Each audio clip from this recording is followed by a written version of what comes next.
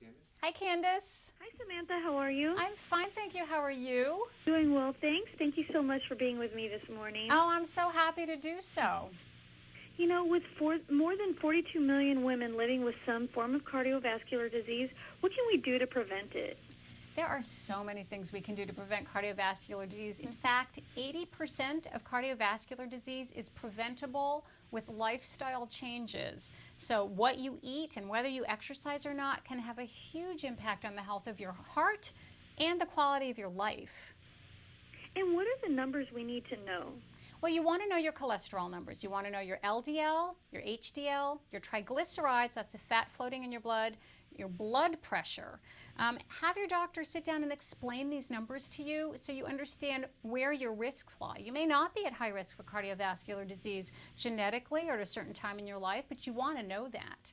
And then what you want to do is segue from him or her to your registered dietitian to help you create and craft a healthy, individualized diet. Not diet like temporary, but lifestyle of food.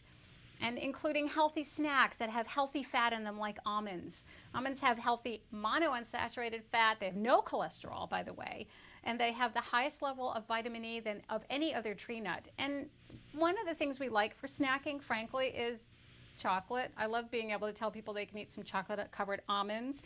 We have almond butter. You can have an almond butter and apple sandwich, which I love. Almond butter goes great with actually any fruit or jam.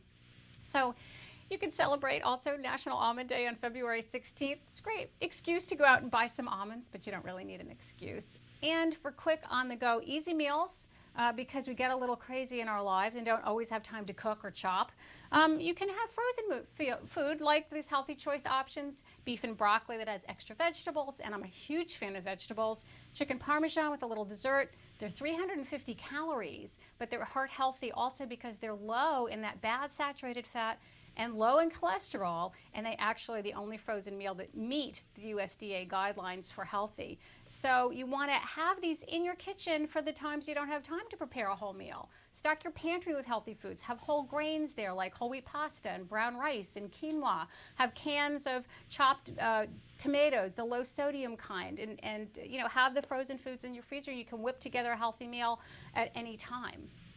And what are the ingredients we need to look for when it comes to frozen foods?